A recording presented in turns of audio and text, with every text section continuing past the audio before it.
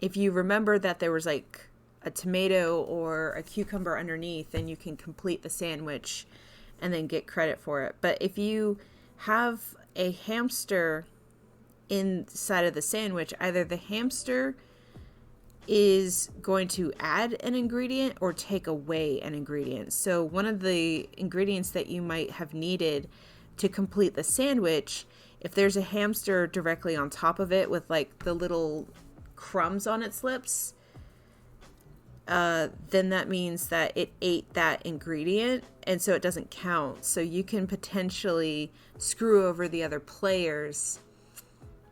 And if you aren't able to complete a sandwich that you attempted to complete, then you get, it's not a gold star, it's like a smoke star, because it's like, oh, you burnt your food or something, but it's sandwiches with fresh ingredients. So I don't know, maybe you burnt it in the toaster or something. But it's a really quick and easy game to play, but you can only play with like up to, it's 2 to 3 players. I'm used to games being like up to 4 players, but this one's just up to 3.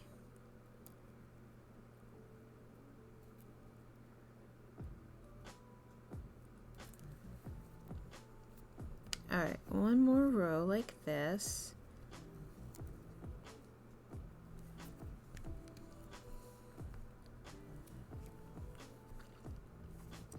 So I was watching this video, or I was doom scrolling as I do, and I watched this video where this guy was kind of talking about this girl's experience, that was a bad experience on a date, and it kind of seemed like he was kind of like trying to hold her accountable for a lot of shit that had nothing to do with her, of course. But what it introduced me to was like blowing my fucking mind. So apparently there's this thing, called instant dating, and with instant dating, basically, like, so this girl saw that the guy had mentioned that instant dating was on his profile. It's like, I only do instant dating, right? And then so she didn't know what that meant, and that wasn't revealed on what it was until like later in the story. And so she agrees to meet with this guy, and he kind of parks like in front of her or whatever, and she tries waving at him and he ignores her. And so he had to like walk by. Yeah, I'll explain what that is in a second.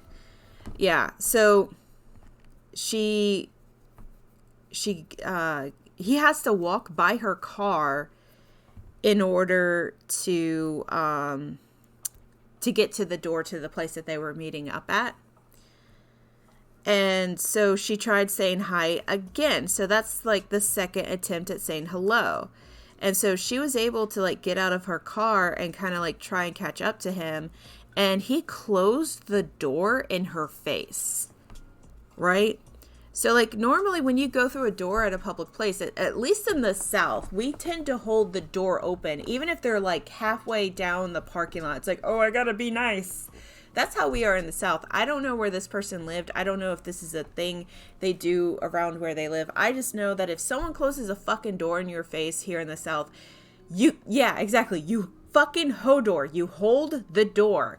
Yeah. So that was rude number 3 at this point by my count. And so the guy who was doing this video was kind of like, oh, so hold on.